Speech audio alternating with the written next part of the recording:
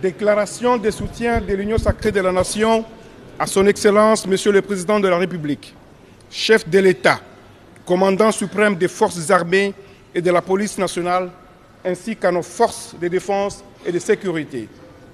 Nous, regroupement et partis politiques, groupe parlementaire de l'Assemblée nationale et groupe politique du Sénat, associations et personnalités, membres de l'Union sacrée de la Nation, réunis ce lundi 31 octobre 2022 pour évaluer la situation sécuritaire de notre pays, précisément dans sa partie orientale.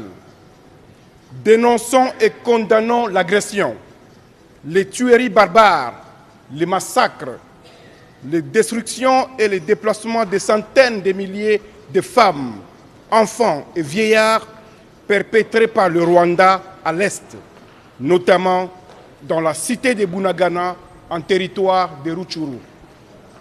Aujourd'hui, plus que jamais, nous prenons conscience de l'extrême gravité du désastre humanitaire qui sévit en République démocratique du Congo, notre pays. Face à cette tragédie humaine qui endeuille notre pays, nous ne pouvons garder silence. Nous appelons toutes les Congolaises et tous les Congolais à l'unisson, à la mobilisation générale pour défendre l'intégrité du territoire et la souveraineté de notre pays. Ces institutions légalement établies et notre peuple meurtri en danger d'extermination. La persistance des atrocités que fait subir le Rwanda et ses complices à nos populations, en violation flagrante des principes fondamentaux du droit international affirmé par la Charte de l'ONU et l'acte constitutif de l'Union africaine sous le regard indifférent de la communauté internationale est intolérable.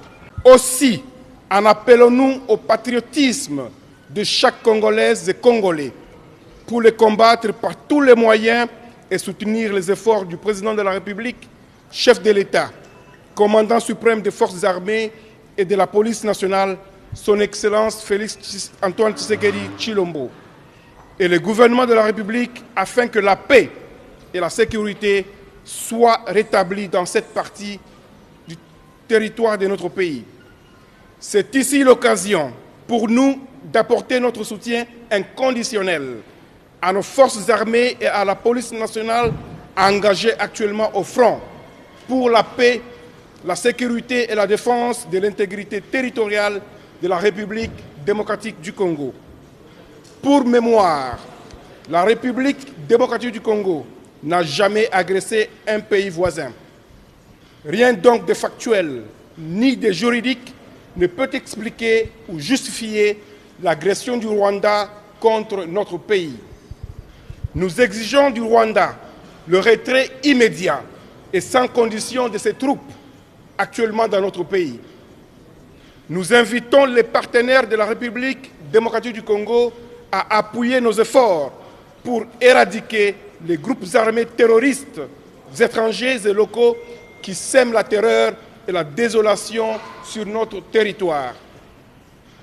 De même, nous demandons aux Nations Unies de trouver des lieux d'asile alternatifs aux étrangers accueillis et de bonne foi par la République démocratique du Congo sur notre territoire et qui, par la suite, se sont transformés en bourreaux contre son peuple. Peuple congolais, face à l'irrépressible volonté du Rwanda d'entretenir l'instabilité à l'est de notre pays, pour des raisons hégémoniques, notre détermination reste totale et nous vaincrons. C'est donc avec notre appui sincère et notre loyal accompagnement que le Président de la République, chef de l'État, son Excellence Félix Antoine Tshisekedi Tshilombo, viendra à bout de cette agression. Que vive la République démocratique du Congo, fait à Kinshasa le 31 octobre 2022. Nous vous remercions.